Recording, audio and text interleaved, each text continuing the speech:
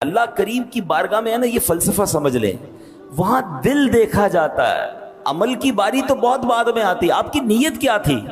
آپ نے نیت کر کے کام شروع کر دیا نا، بے شک نہ کر پائیں، میرا کریم جانتا ہے کہ اس کی نیت کیا تھی، اللہ وہ اجر عطا فرما دیتا ہے۔ ایک بزرگ تھے، کہیں سے ٹریول کرتے ہوئے جا رہے تھے، راستے میں انہوں نے ایک بہت بڑا جو ہے مٹی کا ڈھیر دیکھا، اور اس وقت اس قوم کے اندر جو ہے نا قحط تھا، لوگ بھوکے تھے، کھانے کو نہیں تھا۔ انہوں نے سوچا کاش یہ پورا ڈھیر جو ہے نا اناج کا ہوتا اور میرا ہوتا، تو میں یہ پورا اناج اللہ کے بندوں پر خیرات کر دیتا، سب کو بانٹ دیتا۔ نہ انہوں نے اناج بانٹا، نہ اناج خریدا۔ What you did it intention, اچھی نیت کر لی، ہوتا تو میں کرتا، ہے نہیں۔ سبحان اللہ، اللہ کی طرف سے حکم ہوتا ہے کہ میرے اس بندے کے نامہ اعمال میں یہ جتنا اناج خیرات کرنے کی اس نے نیت کی تھی اتنا ثواب لکھ دیا جائے۔ انما الاعمال بالنیات۔ کچھ روایتوں میں یہ پڑھا کہ اللہ پاک کی بارگاہ سے فرشتوں کو حکم ہوتا ہے کہ میرے اس بندے کے نامہ اعمال میں یہ نیکی لکھ دو۔ کہا یا اللہ، ہم تو کرامن کاتبین ہیں، ہم تو ساتھ ہیں اس نے یہ نیکی کی نہیں ہے۔ ارشاد ہوتا ہے کی نہیں ہے، مگر اس کا ارادہ تھا، اس کی نیت تھی کہ میں نے کرنی ہے۔ تو سبحان اللہ، انسان اپنے ذہن میں اچھی اچھی نیتیں رکھے۔ ادھر تو نیتیں بھی بری ہوتی ہیں، پیسے آئیں گے تو صدقہ خیرات کروں گا، یہ نیت نہیں بنتی۔ پیسے آئیں گے تو فلاں خواہش پوری کروں گا، فلاں غلط کام کروں گا۔ معاذ اللہ، انسان آج کے دور میں بری نیتیں کرتا جا رہا ہے۔ ہونا یہ چاہیے کہ بندہ نیت کرے، اللہ تو جب مال دے گا میں بھی قربانی کروں گا اور بہترین جانور تیری راہ میں کروں گا۔ اے اللہ، جب تو مال دے گا میں بھی حج کروں گا، ابھی نہیں ہے میرے پاس۔ اے اللہ، جب اسباب ہوں گے میں بھی بار بار مدینے جاؤں گا۔ اے پروردگار، اگر مجھے کچھ ملا تو میں غریبوں کی مدد کروں گا، فلاں چیز مجھے مل گئی تو میں اس کے ذریعے یہ والی نیکی کروں گا۔ یہ ہے اچھی نیتیں۔ اور پھر اللہ دے دے تو وہ کرنا بھی چاہیے، یہ بھی الگ پرابلم ہے۔ بندہ وعدے رب سے کچھ اور کر رہا ہوتا ہے، کام اس کا ہو جائے تو اللہ کو ہی بھول جاتا ہے۔ اللہ سے کتنے وعدے کیے ہوں گے ہم نے، یا اللہ میرا یہ مسئلہ حل کر دے پھر نماز نہیں چھوڑوں گا، یا اللہ یہ مسئلہ حل ہو جائے پھر میں اتنے خیرات کروں گا، میں اتنے غریبوں کی مدد کروں۔ جیسے ہی مسئلہ حل ہوا بندہ ہی غائب۔ ہمارے ساتھ تو کبھی کبھی ہوتا ہے نا، مسجد میں اچانک کوئی بندہ نظر آنے لگ جاتا ہے، پورا سال نظر نہیں آتا، اچانک نظر آ جاتا ہے، سر پہ ٹوپی، ہاتھ میں تسبیح۔ خیریت تو ہے بھائی؟ بس وہ ایک پرابلم آ گئی تھی، گھر میں مسئلہ آ گیا تھا، یا والدہ ہاسپٹل میں ہیں، یا فلاں کاروبار کا بڑا مسئلہ ہو گیا ہے، بس اللہ سے مانگنے ہیں۔ بہت اچھی بات ہے۔ تھوڑے دیر بعد بندہ غائب ہو جاتا ہے۔ بھائی کیا ہوا؟ کہ وہ مسئلہ حل ہو گیا۔ ارے بھائی، جس رب نے مسئلہ حل کیا اسی چھوڑ کے چلے گئے۔ یعنی اللہ سے دوستی بھی کنڈیشنلی کرنی ہے، جب تک مسئلہ بھٹکا ہوا، جب تک مسجد کا راستہ یاد ہے، جیسے ہی مسئلہ حل ہوا بندہ ہی غائب۔ ایسا نہیں ہونا چاہیے۔ میں مشکل میں بھی اپنے رب کو یاد کروں، میں راحت میں بھی اپنے رب کو یاد کروں۔ اگر آپ مومن کے دونوں اسٹیٹ سمجھ لیں نا، دونوں مومن کی صورتیں سمجھ لیں کہ مومن تو ہر حال میں فائدے میں نا، اگر وہ مشکل میں، دیکھیں انسان کی زندگی میں دو ہی وہ ہوتے ہیں نا، دور ہوتے ہیں، یا تو مشکل کا دور ہوتا ہے یا آسانی کا دور ہوتا ہے۔ ٹھیک ہے، مومن کا انداز پتہ کیا ہوتا ہے؟ مشکل میں صبر کر کے ثواب کما رہا ہوتا ہے، راحت میں شکر کر کے ثواب کما رہا ہوتا ہے۔ تو مومن تو مزے میں ہے کہ اگر آپ اس وقت کسی مشکل سے گزر رہے ہیں تو بھی اللہ کو یاد کریں، ان اللہ مع الصابرین، صبر کریں، صبر کا ثواب روز مل رہا ہے آپ کو۔ جیسے ہی اللہ نے اچھے دن کر دیے اب شکر کرنا شروع کر دیں۔ لئن شکرتم لازیدنکم، تم میرا شکر ادا کرو میں تمہیں اور عطا کروں گا۔ یعنی مجھ پر تو ہر وقت رحمت کی بارش برسنی چاہیے تھی، مگر ادھر معاملہ الٹا ہے۔ مشکل ہوتی ہے تب بھی اللہ کو کچھ لوگ ناراض کرتے ہیں۔ وہ کیسے؟ شکوے، شکایت، کمپلین، معاذ اللہ، اللہ سے ہی مایوسی کی باتیں شروع کر دیتے ہیں۔ غلط ہو رہا ہے۔ جیسے ہی اللہ اچھے دن پھیر دیتا ہے تو شکر کرنے کی بجائے عیاشیوں میں لگ جاتے ہیں، گناہوں میں لگ جاتے ہیں، اللہ کی نافرمانی میں، یعنی ادھر بھی غلط ادھر بھی غلط۔ مومن وہ ہوتا ہے جو ایوری ٹائم، ہر حال میں وہ اپنے رب کو راضی کرتا ہے۔ تو یہ بات ہمیں اس میں سیکھنے کو مل رہی ہے کہ اچھی نیت کا اجر کیسا ہے۔ اب کمال کی بات ایک اور سیکھنی ہے کہ شوق مدینہ ہونا چاہیے۔ آپ ذرا انداز دیکھیں نا ان کا، اتنی بڑی عمر ہو گئی ہے، بیماری ہے، مگر تڑپ کیا ہے کہ گھر میں نہیں رہنا، مجھے مدینے پہنچنا، مجھے سواری پر بٹھا کر اللہ کے حوالے کر دو، میں راضی۔ اور راستے میں انتقال بھی ہو گیا۔ اللہ اکبر۔ انہوں نے تو اپنے کام کر دیا نا، وہ نہیں پہنچ پائے الگ بات ہے، پر وہ تو کر چکے جو کرنی بشر کی ہے، انہوں نے اپنے حصے کا کام کر دیا۔ اللہ اکبر۔ اب ہمیں بھی یہ کرنا ہے۔ ہم میں سے بہت سارے ایسے ہوں گے جو سوچتے ہوں گے کہ یار میں کیسے مدینے پہنچوں گا، میں کیسے نبی پاک کے پاس پہنچوں گا، پاسپورٹ نہیں ہے، پیسے نہیں ہیں، ویزا نہیں ہے۔ دعائیں تو کر سکتے ہیں, آنسو تو بہا سکتے ہیں, اللہ کی بارگاہ میں التجا تو کر سکتے ہیں, نبی پاک کی بارگاہ میں رات کو سوتے ہوئے درود پاک کا نذرانہ پیش کریں. کبھی تو ایسا ہو کہ مجھے رات اس لیے نیند نہیں آ رہی کہ آج مدینہ یاد آ رہا ہے, دل میں ہو یاد تیری گوشہ تنہائی ہو, پھر تو خلوت میں عجب انجمن آرائی ہو. کبھی تو آنکھوں سے آنسو بہے نا کہ یہ تو میرے اختیار میں, پیسے میرے اختیار میں نہیں, مگر میں التجا تو کروں, درود تو پڑھوں. ہم نے دیکھا کہ کئی ایسے لوگ ہوتے ہیں جن کے پاس کچھ نہیں ہوتا اور ایسے بلاوا آتا ہے. ایک عاشق رسول کا انداز بتاتا ہوں. وہ سوچتے تھے یار میرے پاس تو حج کرنے کے پیسے نہیں ہیں, مدینے جانے کے پیسے نہیں ہیں, مگر پاسپورٹ جتنے پیسے تو ہے نا, پاسپورٹ بنا لیتا ہوں, بلاوا آنا ہوگا تو آ جائے گا. تھوڑے تھوڑے پیسے جمع کیے, 5-10 ہزار روپے میں بن جاتا ہے پاسپورٹ. اسی نیت سے 5 سال 10 سال کا پاسپورٹ بنا کے رکھ لو کہ انشاءاللہ پاسپورٹ بن گیا, یا اللہ اب ویزا تو عطا فرما, راستہ تو عطا فرما دے. تو اس عاشق رسول نے اپنا پاسپورٹ بنایا, کہتے 1 روپیہ اس کے علاوہ نہیں تھا, کوئی تیاری نہیں تھی. جس دن پاسپورٹ بن کر آیا اس دن مدینے کا بلاوا آ گیا. نیت کہاں کا منصب, کہاں کی دولت, قسم خدا کی ہے یہ حقیقت کہ جنہیں بلایا ہے مصطفیٰ نے وہی مدینے کو جا رہے ہیں. پرابلم یہ کہ کچھ لوگوں کا ارادہ ہی نہیں ہے, اللہ نے سب کچھ دیا ہے, ان کے دل میں خیال ہی نہیں آتا کہ یار مدینہ شریف بھی جانا چاہیے, ساری دنیا گھومتے ہیں مگر شوق نہیں ہے. میری گزارش یہ اس قرآنی واقعے سے سیکھنا جو ہے کہ ہمیں یہ مدینہ منورہ کا شوق دل میں پیدا اور کیوں شوق پیدا نہ ہو کہ جس نبی کا کلمہ پڑھا ہے وہ مدینے میں ہے. اور آقا علیہ الصلوۃ والسلام نے پتہ کیا فرمایا, من زار قبری وجبت لہو شفاعتی, جس نے میرے روضے کی زیارت کی اس پر میری شفاعت واجب ہو گئی. اب یہاں 3 باتیں سمجھنی ہیں. انعام کتنا بڑا ہے, شفاعت واجب ہے. قیامت کے دن شفاعت ہوگی تو پھر تو بیڑا پار ہو جائے گا نا. مگر اور گہری بات سنو, علماء کہتے ہیں شفاعت ہوگی کس کی, یاد رکھیے گا, کسی غیر مسلم کی شفاعت نہیں ہوگی. جو ایمان لے کر دنیا سے جائے گا, ایمان والا مرے گا, اس کی شفاعت ہوگی. ہم میں سے کس کو پتا ہم ایمان والے مریں گے کہ نہیں؟ ہم تو دعا کرتے ہیں نا, دعا ہی کرنی چاہیے اللہ ایمان سلامت رکھیو. مگر یہاں نبی پاک نے کیا فرمایا, وجبت لہو شفاعتی, واجب ہو گئی اس پر میری شفاعت. اس کا مطلب یہ ہوا جو مدینے جاتا ہے اس کے ایمان کی حفاظت بھی ہو جائے گی انشاءاللہ, اس کا خاتمہ ایمان پر ہوگا. ایک اور عشق والی بات سنو, روایتوں میں آتا ہے جب قیامت کا دن آئے گا نا, سب سے پہلے شفاعت کبریٰ تو نبی پاک کو عطا کی جائے گی. سب سے پہلے شفاعت نبی پاک فرمائیں گے, جنت کا دروازہ کھلوائیں گے, اللہ کی بارگاہ میں سجدہ کریں گے, آپ کو شفاعت کی اجازت ملے گی. مگر اس کے بعد انبیاء بھی شفاعت کریں گے, اولیاء بھی شفاعت کریں گے, حافظ قرآن شفاعت کریں گے, حاجی اپنے گھر والوں کی شفاعت کرے گا. یہ تفصیل ہے کہ کس کس کو قیامت کے دن شفاعت کا موقع ملے گا. مگر سنو, جو مدینے گیا ہے, نبی پاک نے یہ نہیں فرمایا اس کی شفاعت واجب ہو گئی, فرمایا اس پر میری شفاعت واجب ہو گئی. وجبت لہو شفاعتی, میری شفاعت واجب ہو گئی. تو اے مدینے کے زائر تجھے مبارک ہو, قیامت کے دن صرف شفاعت نہیں ہوگی بلکہ شفاعت خود رسول پاک علیہ السلام فرمائیں گے. پھر بندہ کیوں نہ مدینے جانے کو ترسے. خدا کی قسم ایسا شہر نہیں ہے دنیا میں کوئی اور. ہاں دنیا میں آپ نے کئی ملک دیکھے ہوں گے, کئی شہر دیکھے ہوں گے, 1-2 بار دیکھنے کے بعد آپ کہتے ہیں یار 2 بار دیکھ لیا, اب کہیں اور چلتے ہیں. کتنی بار ایک جگہ جائیں گے. مگر مدینہ وہ ہے 1000 بار دیکھ لیں جی بھرتا نہیں ہے. تو جو نہیں جا پا رہے نا, ان کا کام کم از کم یہ تو ہونا چاہیے کہ میری دعاؤں میں مدینہ ہو, میرے تصور میں مدینہ ہو, میری التجاؤں میں مدینہ ہو, میرے آنسوؤں میں مدینہ ہو. میں مانگتا رہوں اللہ کی بارگاہ سے, اللہ کے رسول علیہ الصلوۃ والسلام کی طرف درود پاک کے نذرانے پیش کرتا رہوں. جو میرے بس میں وہ تو کروں نا. ان صحابی نے کیا کیا, بظاہر جو ان کی عمر ہو چکی تھی, جو ان کی بیماری کا عالم تھا, اتنا لانگ ٹریول ان کے لیے پاسبل نہیں تھا, مگر بیٹھ گئے نا سواری پر. بے شک انتقال ہو گیا راستے میں, پھر کیا اجر ملا کہ اجر پورا ہے, اللہ کے ذمے پر ہے. سبحان اللہ. اللہ کرے کہ یہ کیفیت ہماری بن جائے. تو بہرحال اللہ کریم سے ہم دعا کرتے ہیں کہ ہم سب کو جلدی جلدی مدینہ منورہ کا سفر نصیب فرمائے. حضرت مولانا نقی علی خان رحمۃ اللہ تعالی علیہ, یہ کون ہیں؟ یہ اعلیٰ حضرت امام اہل سنت مولانا شاہ امام احمد رضا خان کے والد صاحب ہیں. ان کے بارے میں آتا ہے کہ شوال کا مہینہ تھا, اب شدید بیمار ہو گئے, جسم کی ظاہری طاقت میں کافی کمزوری آ گئی.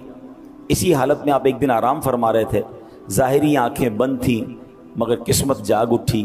خواب میں نبی پاک علیہ الصلوۃ والسلام تشریف لائے اور پیارے آقا نے خواب میں حکم فرمایا مدینے چلے آؤ. ہائے ہائے سر بالی انہیں رحمت کی ادا لائی ہے، حال بگڑا ہے تو بیمار کی بن آئی ہے. اب بیماری کے عالم میں نبی پاک خواب میں کیا اشارہ فرما رہے ہیں کہ مدینے آ جاؤ. اب انہوں نے مدینے شریف حج اور مدینے کا پلان کرنا شروع کر دیا. گھر والوں نے کہا آپ کی تو طبیعت ٹھیک نہیں ہے، آپ کیسے سفر کریں گے؟ اگین اس زمانے میں پانی کے جہاز میں سفر ہوتا تھا، یہ وہ آسان سفر نہیں تھا، کافی ڈیفیکلٹ ٹریول تھا.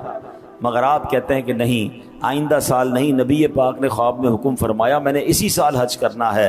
آپ نے اعلیٰ حضرت امام اہل سنت کو بھی ساتھ لیا اور جناب سفر حج شروع ہوتا ہے. جہاز سمندر کے راستے سے وہ سفر شروع ہوا. ابھی مدینہ طیبہ کے ارادے سے جب گھر والوں نے بہت سمجھایا نا کہ ابھی نہ جائیں، اگلے سال چلے جائیے گا، کہتے ہیں بس میری نیت یہ ہے کہ مدینہ منورہ کے سفر کے ارادے سے قدم گھر سے باہر نکال لوں، اس کے بعد بے شک راہ مدینہ میں انتقال ہو جائے، میرا کام پورا ہو جائے گا. وہی والی بات ہے، شوق روکے نہ رکے، پاؤں اٹھے نہ اٹھے، کیسی مشکل میں ہے اللہ تمنائی یہ دوست. اب کیا ہوا، حج کے لیے روانہ ہوئے. سبحان اللہ، ایک بار پھر سفر مدینہ میں نبی پاک علیہ الصلوۃ والسلام خواب میں تشریف لائے اور خواب ہی کے عالم میں ایک پیالہ جو ہے وہ دوائی کا حضرت مولانا نقی علی خان کو عطا فرمایا. کہتے خواب میں ہی وہ دوائی پی، مرض میں شدت میں کمی آ گئی، پورا سفر حج اور مدینے کا سفر تندرستوں کی طرح میں نے کر لیا. ہاں تو یہ بڑے کرم کے ہیں فیصلے، یہ بڑے نصیب کی بات ہے. آپ میں سے کچھ لوگوں کو لگتا ہوگا ایسا کیسے ممکن ہے، مگر میں بغیر کسی بندے کی طرف اشارہ کیے میں آپ سے پوچھتا ہوں جو مجھے یہاں سن رہے ہیں، جو مکے مدینے گئے ہیں، کبھی ان کو ساتھ بٹھا کر پوچھئے گا کہ کوئی ایسا واقعہ ہوا آپ کے ساتھ سفر میں کہ آپ کی دل میں کوئی خیال آیا ہو اور وہ چیز پوری ہو گئی ہو. ابھی تو آپ نے دعا کرنا شروع کی ہو اور اس سے پہلے وہ کام آپ کے سامنے ہو گیا ہو. تو تقریباً جتنے لوگ حرمین طیبین گئے ہیں آپ کو سارے لوگ یہ واقعات سنائیں گے کہ یار ہاتھ اٹھانے کی تو نوبت نہیں آتی تھی، دماغ میں خیال آتا تھا اور تھوڑی دیر بعد وہ ہماری آنکھوں کے سامنے کام پورا ہو جاتا ہے. تو سبحان اللہ، سوچو جہاں بن مانگے اتنا ملتا ہے وہاں مانگنے پہ کتنا ملتا ہوگا. ہیں یہ بڑے کرم کے ہیں فیصلے، یہ بڑے نصیب کی بات ہے. اے میرے پیارے اسلامی بھائیوں، یہ صرف عام دنیا کے لوگ دیوانے نہ تھے مدینے کے. حضرت جبریل امین کون ہیں؟ فرشتوں کے سردار ہیں. اب ذرا سنیے گا نبی پاک علیہ السلام کی بارگاہ کی حاضری کا شوق انہیں کیسا تھا. حضرت جبریل امین علیہ الصلوۃ والسلام وہ عظیم ہستی ہیں کہ جنہوں نے ہر نبی کا قرب پایا ہے، سارے نبیوں کو دیکھا ہے. دوسرے لفظوں میں وہ ہر نبی کے صحابی ہیں. تو ایک بار سرکار دو عالم علیہ السلام نے ان سے بڑا کمال کا سوال کیا. فرمایا جبریل یہ تو بتاؤ تم نے ہر نبی کو دیکھا ہے، کیا ہم سبھی کوئی دیکھا ہے؟ کیسا سوال ہے، جس نے کم و بیش 1,24,000 انبیاء کو دیکھا ہو اس سے یہ سوال ہو رہا ہے کہ اے جبریل یہ تو بتاؤ مجھ جیسا کوئی دیکھا؟ جبریل امین نے جو جواب دیا نا وہ بڑے کمال کا جواب تھا. وہ جواب اعلیٰ حضرت امام اہل سنت نے اپنے ایک نعت کے شعر میں گویا ہمیں سمجھا دیا. وہ کہتے ہیں یہی بولے سدرا والے چمنے جہاں کے تھالے سبھی میں نے چھان ڈالے. سدرا والے، سدرۃ المنتہا، سدرۃ المنتہا میں جبریل امین رہتے ہیں نا، تو کہا سدرۃ المنتہا میں رہنے والے جبرائیل نے کیا کہا؟ یہی بولے سدرا والے چمنے جہاں کے تھالے سبھی میں نے چھان ڈالے، آقا تیرے پائے کا نہ پایا، تجھے یک نے یک بنایا. یا رسول اللہ آپ جیسا رب نے کوئی نہیں بنایا، میں نے سارے نبیوں کی صحبت اٹھائی ہے مگر آپ جیسا کوئی اور نہیں پایا. اب ذرا اور عشق والی بات سنتے ہیں. اب سنو جبریل نبی پاک سے آقا کے دربار میں حاضری کا کیسا شوق رکھتے تھے. اب ذرا تھوڑا سا میں آپ کی کیلکولیشن کا امتحان لوں گا، آپ کو لطف آ جائے گا. یہ بڑی یونیک معلومات دینے جا رہا ہوں. حضرت جبریل سب نبیوں کے پاس آئے ہیں، کچھ کسی نبی کے پاس ان کی زندگی میں 50 بار آئے، کسی کی زندگی میں 100 بار آئے، کسی کی زندگی میں 27 بار آئے. اس طرح مختلف فگرز ملتے ہیں کہ اتنی بار جبریل امین اللہ کا پیغام لے کر نبیوں کے پاس آئے. آپ کو پتہ ہے نبی پاک کی بارگاہ میں کتنی بار آئے؟ پہلے تو یہ دیکھتے ہیں کہ حضرت جبرائیل جب نبی پاک سے ملنا شروع ہوئے تو وہ لائف کا کتنا حصہ بنتا ہے. پہلی ملاقات جو حضرت جبرائیل کی نبی پاک سے ہوئی وہ جب ہوئی جب نبی پاک کی عمر مبارک 40 سال تھی. ذرا میرے ساتھ ریپیٹ کریں گے تو پکا ہو جائے گا. کتنی عمر تھی اور پہلی ملاقات کہاں ہوئی؟ کون بتائے گا؟ غار ہرا میں جب پہلی وحی لے کر آئے، اقرا بسم ربک الذی خلق. یہ پہلی وحی لے کر کون آیا تھا؟ جبریل امین آئے تھے. عمر مبارک کتنی تھی؟ 40 سال. ملاقات کہاں ہوئی؟ غار ہرا میں. بیوٹیفل. اچھا نبی پاک علیہ الصلوۃ والسلام نے اس دنیا میں کتنے سال اس دنیا کو اختیار فرمایا؟ 63 سال. کتنے سال؟ عمر مبارک کتنی تھی؟ 63. 63 میں سے 40 نکال دیں, کتنے سال ہو گئے؟ 23 سال. Very good. اب 23 سال کے دن منائے. تھوڑا سا مشکل سوال ہے. 23 سال میں کتنے دن بنتے ہیں؟ آسان کر دیتا ہوں کہ اگر 365 دن ایک سال میں ہم گنتے ہیں انگلش کیلنڈر کے لحاظ سے, تو 10 سال میں کتنے ہو گئے؟ 3650 دن. ٹھیک ہے, ملٹی پلائی بائی 2 کر لیں, 20 سال کر لیں, تقریباً 7300 دن ہو گئے. یہ کتنے سال کے دن ہو گئے؟ 20 سال کے. 3 سال کے مزید 1000 دن گن لیتے ہیں, موٹا حساب کر رہا ہوں میں. ٹھیک ہے جناب, تو یہ کتنے ہو گئے؟ 8300 یا 8400 دن. موٹا حساب آپ کیلکولیٹ کریں گے تو ایگزیکٹ فگر آ جائے گا, میں اپنے دماغ سے حساب کر رہا ہوں. 8400 دن بنتے ہیں پہلی ملاقات سے لے کر اس دنیا سے پردہ فرمانے تک. آؤٹ آف دوز 8400 ڈیز میں, دنوں میں, حضرت جبرائیل میرے آقا کی بارگاہ میں 24000 بار حاضر ہوئے ہیں. آپ ذرا غور کریں. اور کہاں سے آئے ہیں؟ سدرۃ المنتہا. یہ 7 آسمان سے بھی اوپر ہے. فرمایا اتنا فاصلہ ہے کہ زمین سے پہلے آسمان کا فاصلہ 500 سال, اگلا فاصلہ 500 سال. اگر کوئی سواری پر جاتا ہے, جبریل امین کہاں ہوتے ہیں؟ 7 آسمان سے اوپر. سدرۃ المنتہا آپ کا مقام ہے. اور 8400 تقریباً دن میں کتنی بار آئے؟ 24000. اب ڈیوائیڈ کریں 24000 کو 8400 سے, تو ایوریج آئے گا روز 3 بار. اب آپ اگر روایتیں پڑھیں گے تو کئی دن ایسے گزرے کہ جبریل امین ایک بار بھی نہیں آئے. تو اس کا مطلب کچھ دن ایسے بھی ہوں گے جب 10 بار بھی آئے, جب 8 بار بھی آئے. اللہ اکبر. یہ کیوں بار بار اتنا سفر کر کے آتے تھے؟ تو سنو, مولانا حسن رضا خان صاحب کہتے ہیں وجہ کیا ہے. کہتے ہیں بے لکائے یار ان کو چین آ جاتا اگر. لکا کہتے ہیں ملاقات کا. کہتے ہیں آقا سے ایک بار ملنے کے بعد ایسا لطف آیا تھا کہ اب سدرۃ المنتہا پر چین نہیں آتا تھا. انہیں بار بار آقا کی یاد ستاتی تھی. بے لکائے یار ان کو چین آ جاتا اگر, بار بار آتے نہ یوں جبریل سدرہ چھوڑ کر. ارے وہ سدرہ چھوڑ کر بار بار اس لیے آتے تھے کہ انہیں نبی پاک سے ملے بغیر چین نہیں آتا تھا. اچھا یہاں ایک اور عشق والی بات سن لو. جبریل امین کی سپیڈ کتنی ہے کہ دن میں کئی بار سدرۃ المنتہا سے آقا کی بارگاہ میں آ جاتے پھر چلے جاتے. تو جب جبریل کی رفتار کا عالم یہ ہے تو جبریل کے آقا جناب رسول اللہ صلی اللہ تعالی علیہ وسلم کی رفتار کا عالم کیا ہوگا؟ یہ بات بھی سمجھنے والی ہے. ساری دنیا میں جتنے فرشتے ہیں, جتنے نبی ہیں, جتنے لوگ ہیں, میرے آقا سب سے سپیریئر, سب سے اعلیٰ اور سب کے آقا ہیں. تو سبحان اللہ, جب ان کے کمالات کا عالم یہ ہے تو مصطفیٰ کریم علیہ الصلوۃ والسلام کے کمالات کا عالم کیا ہوگا؟ جبھی تو کہتے ہیں نا سب سے اولا و اعلیٰ ہمارا نبی, سب سے بالا و اعلیٰ ہمارا نبی, اپنے مولا کا پیارا ہمارا نبی, دونوں عالم کا دولہا ہمارا نبی. بجھ گئی جس کے آگے سبھی مشعلیں, شمع وہ لے کر آیا ہمارا نبی. سارے اونچوں سے اونچا سمجھیے جسے, ہے اس اونچے سے اونچا ہمارا نبی. خلق سے اولیاء, ہم مخلوق ہے نا, ہم سے سپیریئر کون ہے؟ اولیاء.